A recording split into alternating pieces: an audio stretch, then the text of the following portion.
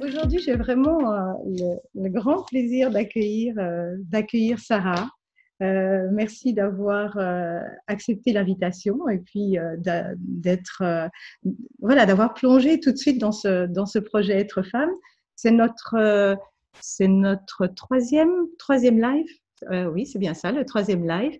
Et le sujet aujourd'hui, c'est Mal dans mon corps, un appel plus profond. Ouais. Voilà, lorsqu'on a discuté de ce projet, déjà rien que la discussion, et effectivement, il y avait cette profondeur qui était là. Et on a pris l'habitude pour présenter les invités de leur demander quel est leur petit mantra vivre, c'est-à-dire ce que la vie leur a enseigné, ce qui leur a été transmis de leur parcours, de leur chemin de vie, ce qui parle le plus profondément dans leur cœur.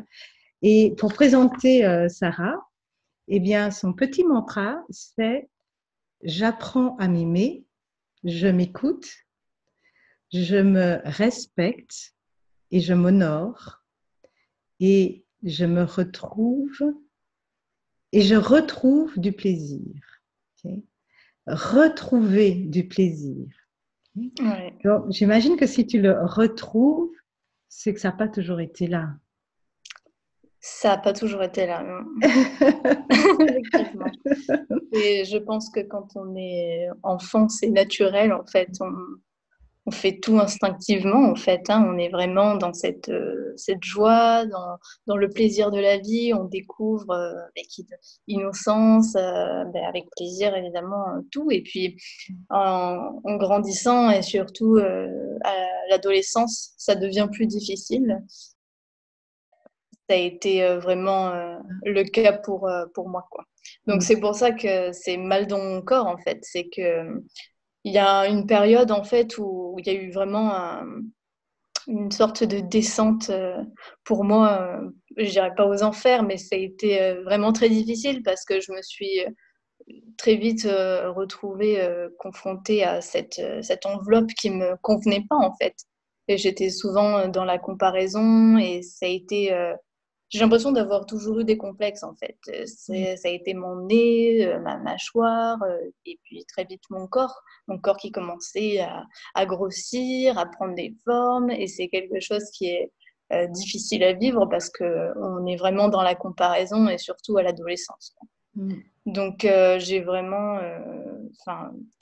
j'avais beaucoup de mal à m'accepter depuis toute petite parce que je me sentais très différente en fait, comme j'étais dans une toute petite école et j'ai grandi avec ça en fait, en me sentant tout le temps différente et avec mon corps aussi. Et du coup, on a souvent l'image en fait d'un corps parfait, d'un corps idéal qu'on aimerait atteindre. Donc, on se fixe des objectifs et du coup, j'ai fait énormément d'expérimentation. J'ai voulu faire plein de régimes différents.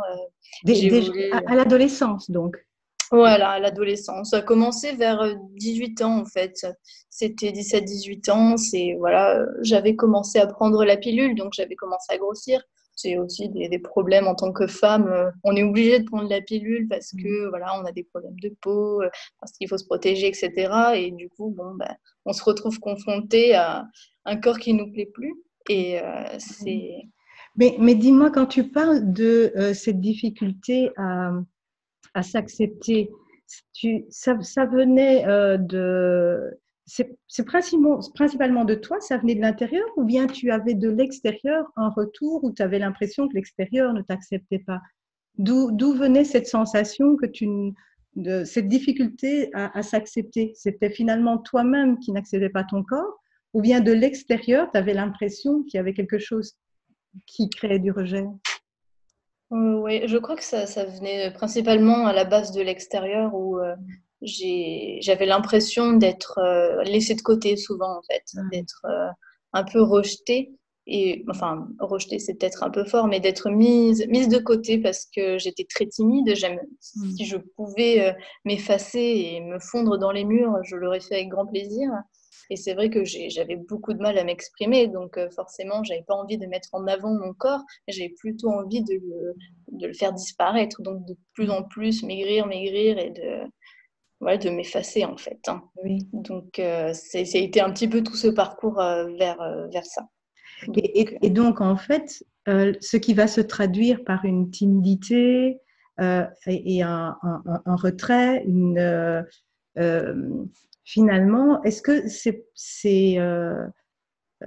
c'est l'image même que toi, tu as de ton corps où tu te dis que tu ne vas pas être accepté, qui fait que tu te mets en retrait? Ou bien est-ce que c'est vraiment l'extérieur qui te montre ou qui te dit, bah là, toi, c'est pas ta place et voilà, on te veut pas dans le groupe. Ah non, non, c'est complètement moi. De toute façon, je pense que c'est toujours comme ça. On Ouais, se crée souvent des choses et des problèmes. Et ouais, c'est vrai que c'est parce que moi, je m'accepte pas que l'extérieur me renvoyait ça. ouais, Donc, c'est forcément, on peut pas s'accepter. On peut pas, les autres ne peuvent pas nous accepter si nous, on ne s'accepte pas soi-même, en fait, hein. Et ça a été vraiment tout un parcours jusqu'à ce que je réalise qu'en fait, l'extérieur, c'était moi. ouais. Et je le savais pas, en fait, au Non, début. Et à du coup, 18 j'étais ans. complètement ensevelie et j'étais vraiment la victime, quoi. Je Oui. comprenais pas pourquoi tout ça m'arrivait et pourquoi j'étais comme ça. Et c'était vraiment voilà, la place de la victime, quoi. Ouais. Et à ce moment-là, l'image de la femme dans les journaux, dans tout ce qu'on peut voir, cinéma, euh, c'est aussi une image à laquelle tu ne peux pas trop t'identifier alors? Non, complètement. C'était vraiment, enfin, vraiment, je regardais beaucoup de séries, de clips, et j'arrivais pas à m'identifier du tout à ces femmes-là. Et c'était vraiment presque une souffrance parce que je voyais ces jolies femmes et je me disais que moi, j'étais pas pareille et que je le serais sûrement jamais. Donc, c'était vraiment Ouais. une, vraiment une souffrance, quoi. Je me disais, je serai jamais aussi belle. C'est, mais Oui. parce que voilà, c'était vraiment une souffrance intérieure Mm. je voulais plaire en fait au monde et je voulais plaire aux autres, quoi. Oui, oui, oui. Plaire à l'extérieur. Et en même temps, c'est vraiment propre à cette période de l'adolescence aussi, où il y a besoin d'appartenir à ce groupe pour se construire. Mm. Donc, on est peut-être encore plus fragile, plus sensibilisé par ça à ce moment-là. Ah oui, complètement. C'est l'adolescence dans notre société, elle est vraiment liée à ça. C'est vraiment l'extérieur. On se compare tous les uns les autres pour voir comment c'est. Et puis on est dans une société aussi où c'est vraiment le bien, le mal. C'est Mm. vraiment la morale, quoi. Donc moi, j'ai eu beaucoup de mal avec ça, de me dire, bon, bah, je corresponds à rien, en fait. Donc, je me retrouve nulle part. Et c'est vrai que, bon, c'est pas facile de se construire sur des images bien belles, avec des femmes toutes minces et tout ça, quoi. Donc, Et est-ce que tu as l'impression que justement, aujourd'hui, dans une société avec les réseaux sociaux, avec un accès quand même très facile pour les jeunes d'être sur les réseaux sociaux, de se filmer, de mettre des photos d'eux, de leur corps, etc. Euh, Est-ce que tu as l'impression que c'est peut-être plus difficile que lorsque tu avais 18 ans, ce rapport au corps et au regard de l'autre et à vouloir se faire aimer par le corps et par la manière dont on se montre au monde? Ou bien est-ce que finalement ça n'a pas changé, c'est juste une évolution des choses, mais que c'est pareil. Je ne sais pas si euh, aujourd'hui cet aspect-là est encore plus marquant pour les jeunes qu'avant ou pas. Parce qu'on se met vraiment en scène, on s'expose devant les caméras ou les photos et on les met sur Snapchat, sur Instagram, sur tout ce qu'on veut, mais c'est très basé sur l'image. Est-ce que tu as l'impression que c'est encore plus? Et si c'est le cas, ce qui voudrait dire que, est-ce que ça pourrait créer justement un certain malaise dans la jeunesse, ou bien simplement ça fait partie de la période et puis on vit avec et juste on est dans d'autres critères aujourd'hui, quoi. Ouais, je pense qu'aujourd'hui, c'est encore plus parce que je vois notamment sur Instagram, c'est un réseau que j'utilise beaucoup et on a principalement que de ça, que des personnes qui s'exposent et des corps de femmes et toujours plus minces, mieux foutues, etc. Et c'est vrai que moi, personnellement, ça ne me fait plus rien parce que je suis plus concentrée là-dessus.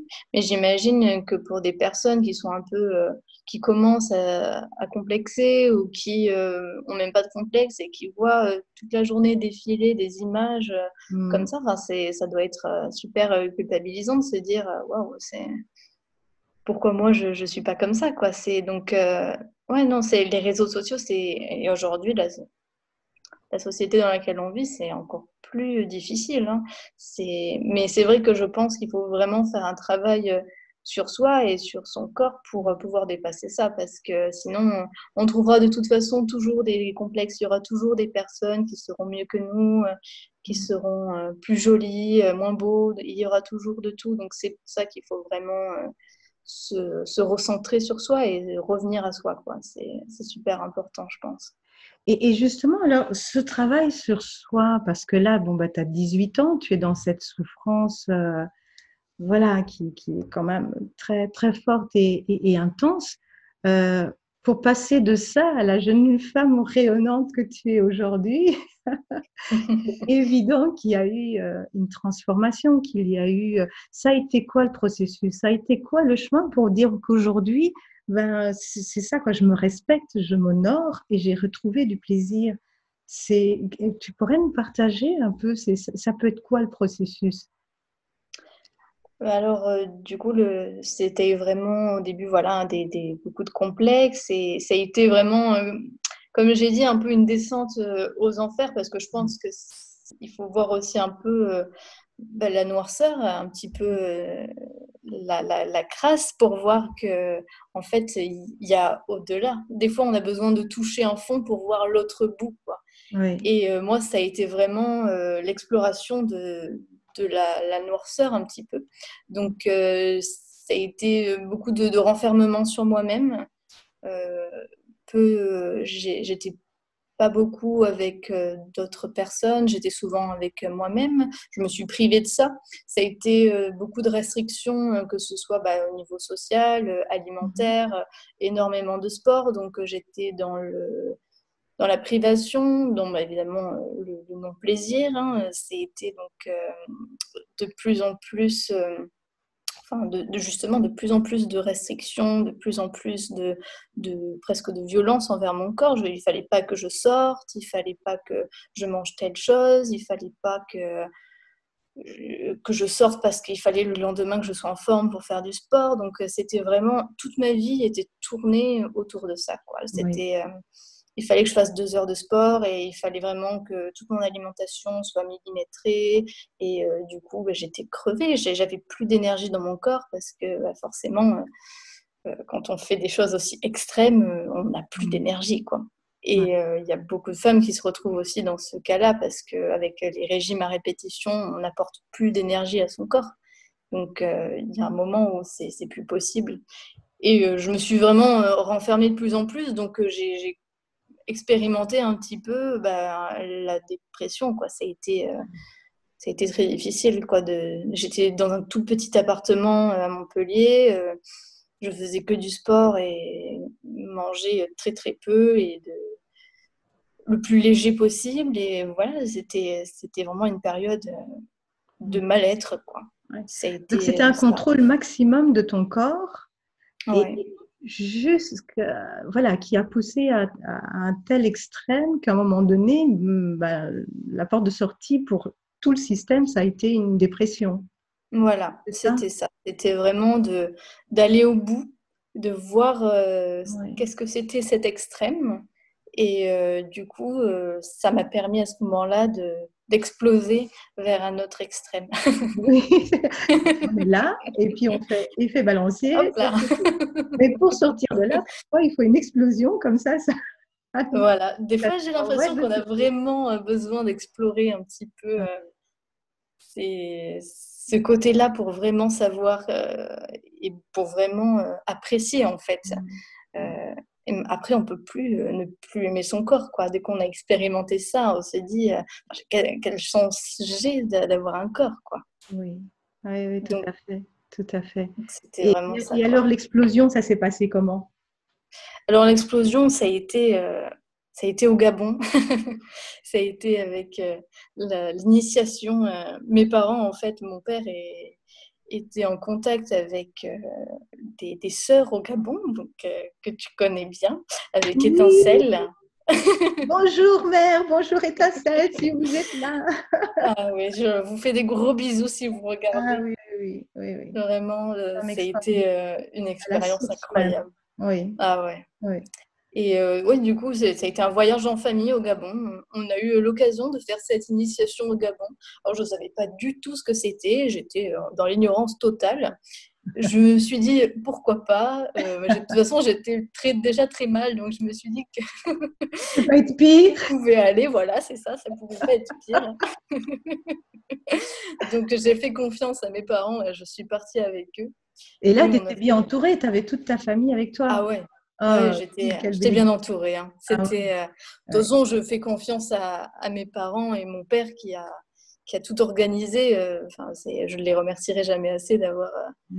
organisé tout ça, quoi, parce que c'est ça qui m'a vraiment délivrée. Et bon, je pense qu'il y avait un vrai appel, hein, sinon j'aurais jamais dit oui, mais j'avais vraiment besoin de ça, quoi. Et du coup, l'initiation, ça a été très difficile. Ça a été encore plus difficile que toute cette période. Vraiment, j'ai l'impression d'avoir vécu le cauchemar. On était dans la boue, on avait de l'argile, on était fatigués. Vraiment, on a expérimenté le chaos total. Ça a été l'achèvement. Mais après ça, j'ai découvert la Renaissance. Ça a été incroyable, quoi. Ouais. Je pense que c'est vraiment ça, quoi, d'aller vraiment à un extrême pour découvrir en fait que bah, la vie, c'est ça, quoi. C'est pas un encéphalogramme plat, quoi. On peut aller d'un bout, on peut aller à l'autre, mais c'est nous qui décidons de ça, quoi. Et Et en fait, il a fallu faire une traversée du chaos ouais, pour pouvoir revenir à la vie. Parce c'est que ça. finalement, tout le parcours que tu as avant, à l'adolescence, cette souffrance extrême qui finit par un niveau de contrôle total pour essayer de trouver une solution, et puis la solution n'est pas là, donc dépression, tout ça, ça peut paraître du chaos. Mais en fait, l'initiation, elle te montre vraiment le visage du chaos. Ah oui, Là, ça, c'est encore autre chose. Parce que c'est dans ce chaos que se trouve en fait toute la force de vie. C'est donc pour cette traversée-là, qu'est-ce qui t'a aidé parce que bon, en général, quand même, le chaos, c'est pas ce qu'on recherche. Hein. donc, non. donc, si tu dis aux personnes, tu vas te faire initier, beaucoup de personnes s'imaginent que parfois ça va être, voilà, très simple, de la lumière. Et en fait, on ne réalise pas que l'initiation, c'est vraiment revenir à la totalité, que dans la totalité, il y a cette ombre, cette lumière, et que c'est nous qui nous en privons, et donc nous, on passe par un chaos. Mais, euh, mais là, vu le niveau de profondeur, et en même temps, si ton âme t'amène à ça, c'est que tu as les ressources, tu as la possibilité d'aller dans cette profondeur-là de chaos. Je crois qu'on a accès au chaos qui est celui qui correspond à nos ressources. Donc, tu devais avoir énormément de ressources dans l'âme pour avoir un immense chaos. Ah ouais, vu comme ça, hein. Oui, Mais oui, en fait l'initiation, en fait, il n'y a que soi qu'on trouve. Donc j'ai vécu l'initiation que moi, il me fallait, quoi. Donc ouais, tout le monde l'a vécu d'une façon différente, hein. En plus, j'étais donc avec toute ma famille. Donc mon père, ma mère, mon frère l'ont vécu d'une manière complètement différente. super. Il y avait d'ailleurs une amie à mes parents qui était là et elle l'a vécu encore une fois d'une manière différente. Donc en fait, on vient chercher bah, des choses qu'on a envie d'aller voir. Donc, on peut voir que ça. On n'a pas du tout la même initiation, chaque personne qui va faire justement cette initiation-là, quoi. Donc, moi, ça a été vraiment ce parcours d'aller voir le chaos, j'en avais besoin. Moi, j'avais besoin de voir, d'expérimenter à fond ça pour ensuite me dire, ah oui, d'accord, c'est ça qui m'a Mhm. C'était ça le chaos, c'était ça qu'il me fallait, quoi. Et aujourd'hui, je me sens bien parce que je sais ce que c'est et maintenant je sais ce que j'ai pas envie d'avoir, quoi. Oui, oui, oui, oui. Et qu'est-ce que tu découvres quand tu es au cœur de ce chaos? Qu'est-ce qu'à un moment donné, quand tu veux bien ouvrir les yeux et réaliser ce qu'il y a autour de toi, qu'est-ce qui te fait revenir? Qu'est-ce qui fait que t'es pas resté dans le chaos? Parce que c'est aussi ça. Il y a plein de personnes qui se disent, ils mettent énormément de contrôle autour d'eux parce que justement, ils ont une peur de ce qu'ils fantasment du chaos et aussi de ce qu'ils, comment dirais-je, d'avoir l'impression on ne va pas en sortir, qu'on ne va pas revenir du chaos. Donc, qu'est-ce qui t'a permis, toi, de revenir de ça, de ne pas rester là-dedans pendant l'initiation? Ça a été vraiment le fait d'être entourée par les personnes et de vraiment de sentir la vie autour de moi, quoi. Oui. C'est, on est endormi, il y a la harpe qui joue et c'est vraiment, on est dans ce truc où il y a vraiment la harpe en plus, elle amplifie énormément le truc du chaos dans la tête où il y a tout qui s'embrouille, etc. Et puis d'un coup, j'ai une réalisation en me disant, il y a juste un mot qui est sorti, je crois que j'ai crié à 3 heures du matin, et je me suis dit, en fait, je peux. Et c'était juste ça, quoi. Wow. Et c'est sorti vraiment du- de la profondeur de mon être et c'est vraiment le premier mot qui est sorti et que j'ai dit parce que j'étais tellement ailleurs. Donc, ça a été vraiment ça, quoi. Je peux. Et c'est- après ça, il y a eu tout un parcours où il fallait que je vive vraiment des émotions fortes et ça a été la danse, et il fallait que je crée et ça a été vraiment ouais, il fallait que je vive quoi et c'était le fait d'être entourée, d'être avec des gens qui dansaient, qui chantaient, d'avoir cette communauté, d'être dans la joie, le partage, c'est enfin ça m'a vraiment bouleversée parce que j'ai vu en fait la vie sous un nouveau jour parce qu'avant enfin j'étais tellement dans mon truc que je pouvais rien voir en fait.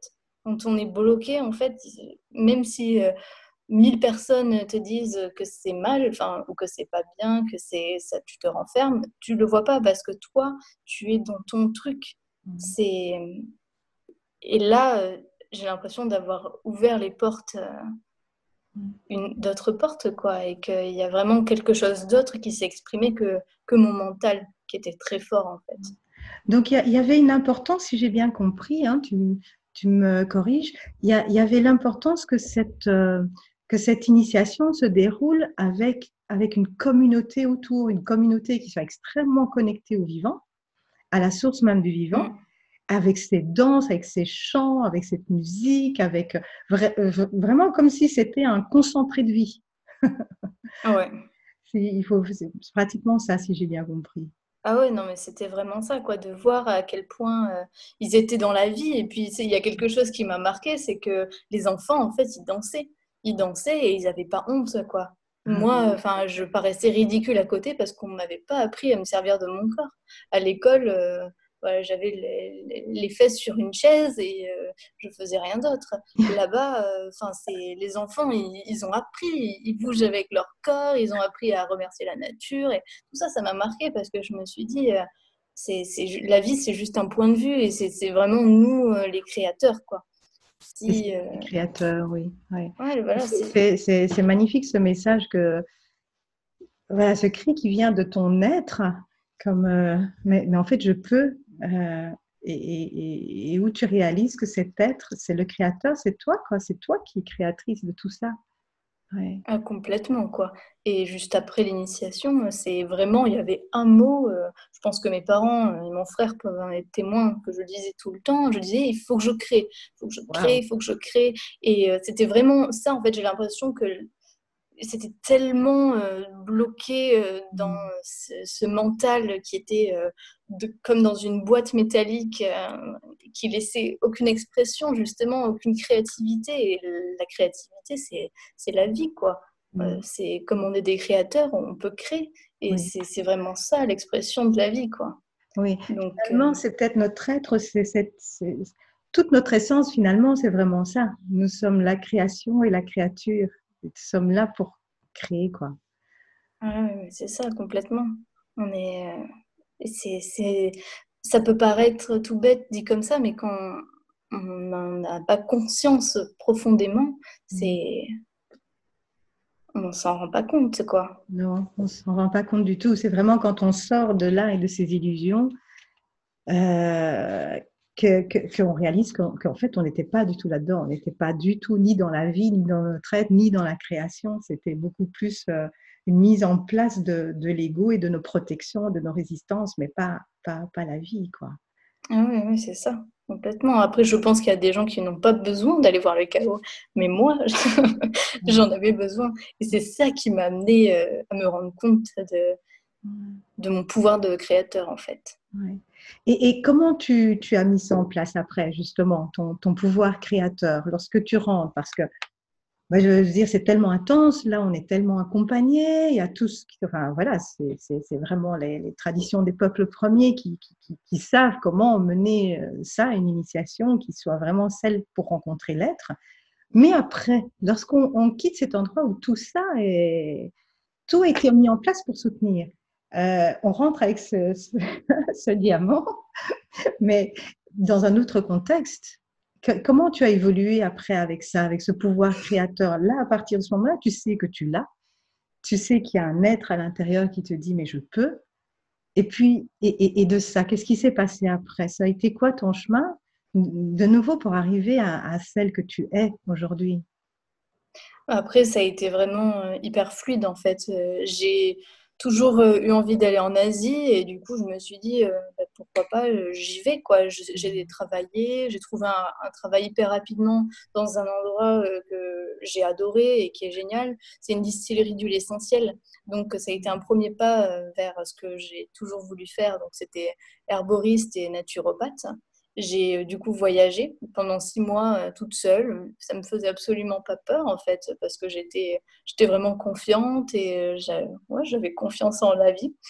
Et en fait, Et déjà enfant, il me semble, tu m'as dit déjà enfant, ce que tu voulais, toi, c'était être herboriste. ouais, depuis toute petite, je pense que c'est dû aussi à ma mère qui adore les plantes et j'avais plein d'herbiers. C'était vraiment ma passion. J'adorais les plantes et je voulais devenir herboriste et je me suis juré très fort que je resterais toute ma vie herboriste. Donc c'était quelque chose de très fort pour moi. Oui, oui, oui. Et donc finalement, la vie, les souffrances t'ont éloigné de ce rêve d'enfant et de cette force que tu avais pourtant à l'intérieur, qui dit je veux ça. Et là, lorsque tu reviens avec ce voyage en Asie, etc., tu y vas déjà avec cette idée de faire cette formation au niveau des huiles essentielles là-bas, ou bien c'est quand tu es sur place que,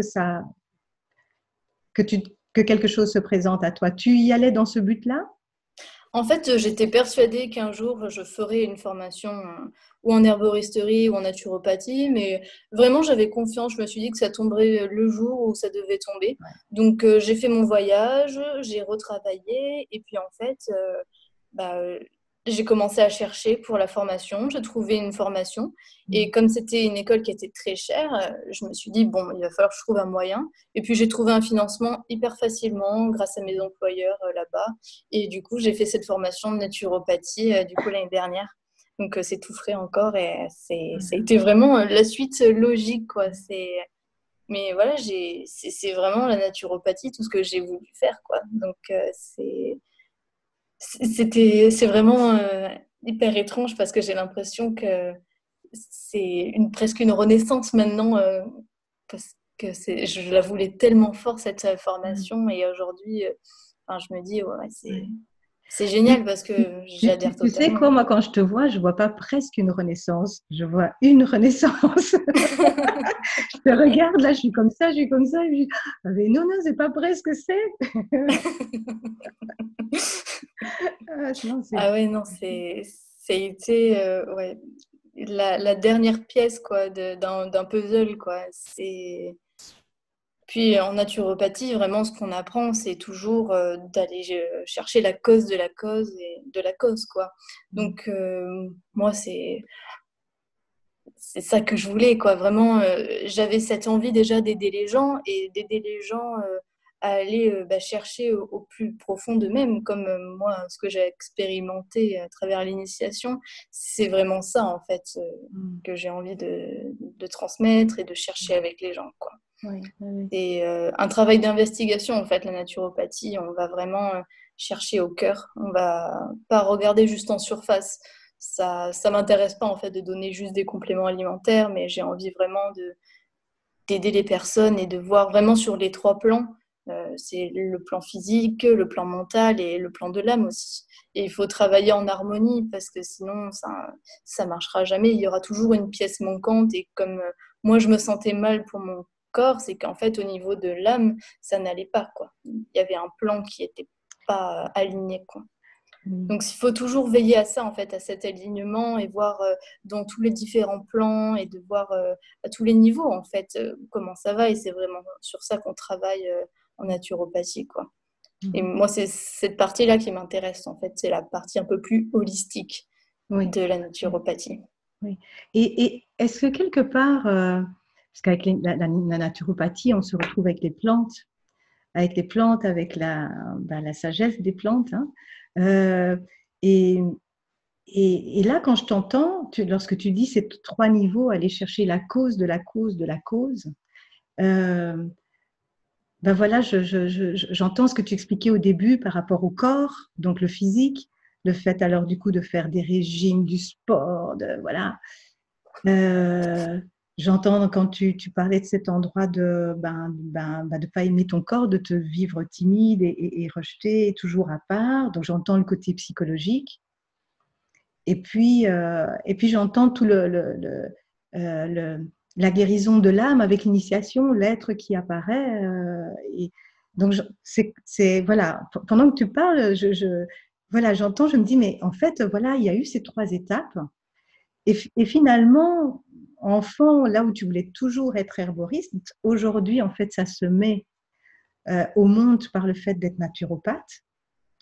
Et où tu vas retrouver ce côté holistique, cet endroit où le corps, le physique, l'âme et la psychologie et l'âme, ce sera l'ensemble qui va être accompagné, non pas par des connaissances de la tête, mais parce que ton propre corps, ton propre âme a fait ce chemin-là, en fait.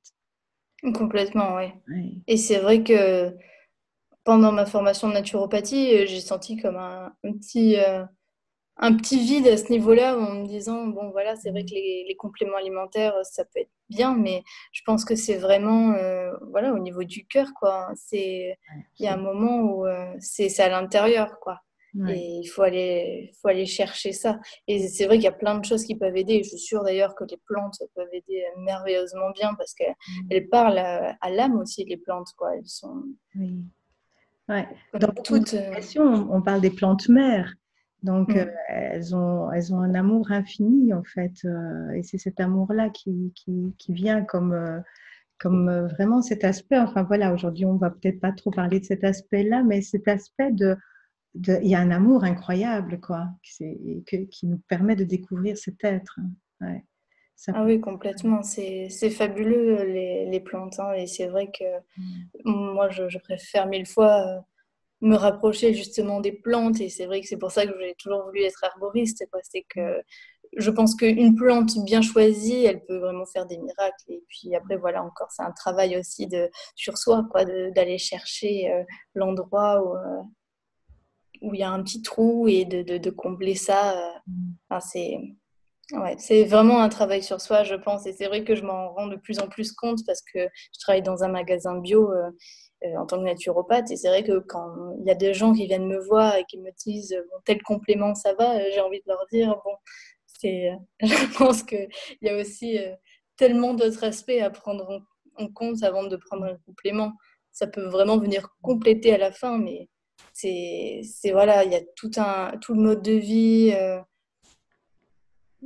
Ouais, c'est tout, quoi. Il faut tout prendre en compte. On ne peut pas juste prendre quelque chose séparément, quoi. Et quel serait justement, avec ce pouvoir créateur, avec tout ce que tu as découvert, enfin moi, c'est la première fois que j'entends parler comme ça de la naturopathie, ce lien avec le cœur, ce lien avec l'être, ce lien avec tous les aspects de notre être. Donc, Qu'est-ce que tu aimerais? Tu te vois plutôt accompagner les gens en individuel pour leur faire découvrir tout ça? Parce que c'est un tel processus que les gens ils vont pas comprendre ça en une fois. Tu te vois plutôt accompagner les personnes dans une sorte de leur enseigner tout ça, plutôt dans un cadre d'enseignement avec des groupes? Comment est-ce que tu envisages la suite après tout? En général, quand on découvre des choses comme ça, quand ça s'installe, c'est toujours pour être donné, quoi. Il y a quelque chose qui doit être transmis. Donc, comment est-ce que tu envisages ta transmission dans l'avenir? Ben, là, c'est en train de se construire parce que c'est vrai que bon, j'ai pas tout de suite, je me suis pas tout de suite lancée pour vraiment bien poser ce que je voulais faire, euh, pour apprendre aussi à gérer toute mon entreprise, etc. Et c'est vrai que j'aimerais vraiment pour l'instant accompagner les personnes en individuel. Mhm. Après, pourquoi pas faire des groupes, mais c'est vrai que là, j'ai vraiment envie de les accompagner vraiment. Moi, en fait, c'est ça que j'aurais aimé, quoi, que quelqu'un me prenne la main et me dise, voilà, je t'accompagne dans ce chemin-là et d'être vraiment cœur à cœur. Et c'est ça qui, moi, me tient à cœur. Ouais. Donc, c'est ma version de la naturopathie, mais j'ai vraiment envie, voilà, d'accompagner les personnes sur ce chemin-là, quoi. Bah, écoute, je suis sûre qu'ils sont ils seront bien accompagnés et voilà, tu sauras trouver les mots, tu sauras trouver le chemin, guider le chemin et c'est très beau de voir tout le processus que tu as fait pour arriver à cet épanouissement-là. Donc, bah, écoute, merci. J'espère que ça va. C'est un peu ça aussi le projet Être femme, c'est que ce que nous-mêmes nous avons passé, ben en fait, nous pouvons le transmettre aux autres et peut-être donner justement l'envie à d'autres femmes de réaliser ce par quoi elles sont passées et que, ben oui, elles ont quelque chose à transmettre et il y a toujours quelque chose à transmettre. Donc, Oui, complètement. oui, merci beaucoup. Et ben, bonne chance pour tes projets. Moi, j'ai aucun doute hein, quand ça émane comme ça, forcément, l'univers va mettre les choses sur ton chemin, quoi. Ça, il faudra juste allonger le pas pour continuer à cheminer. Donc, merci beaucoup. Bah, écoute, ici dans le chat, je vois qu'il y avait un message de Laetitia qui était là lors de la présentation précédente. Et elle, c'était son petit mantra, c'était ben, je suis là et tu peux compter sur moi. Donc, quand tu disais que ce que tu aurais tellement voulu à cette époque, c'est avoir quelqu'un qui te dise, mais voilà, c'est voilà par où il faut aller, je suis avec Mm. toi, quoi. Donc, Mm. c'est voilà, ça fait un peu le lien là, en Ouais, voyant complètement, ouais. qui dit ben, bienvenue Sarah et je vous souhaite tous les deux un très beau moment. Donc, merci beaucoup pour ce beau moment, Sarah. Merci à toi, Maria. Merci. Vraiment, merci. Oui, merci. Et eh bien, nous allons, cette semaine-ci, vous aurez certainement deux petites surprises en direct live aussi. Et la prochaine présentation dans ce projet Être femme, cette transmission, ce sera avec Stéphanie Lemonnier qui viendra nous parler aussi de la forêt, de ces endroits où on peut rencontrer des présences qui nous ramènent vraiment au cœur du vivant. Et ben, je vous laisserai découvrir le titre de sa présentation. Donc, merci beaucoup, Sarah. Et comme on dit là-bas, Merci on est à toi. ensemble. Oui, complètement. On est ensemble. On est ensemble. Merci. Ben, je vous dis au revoir à tous, au revoir à toutes, au revoir, Sarah. Au Gros revoir, gros bisous bisous. et à bientôt. À bientôt.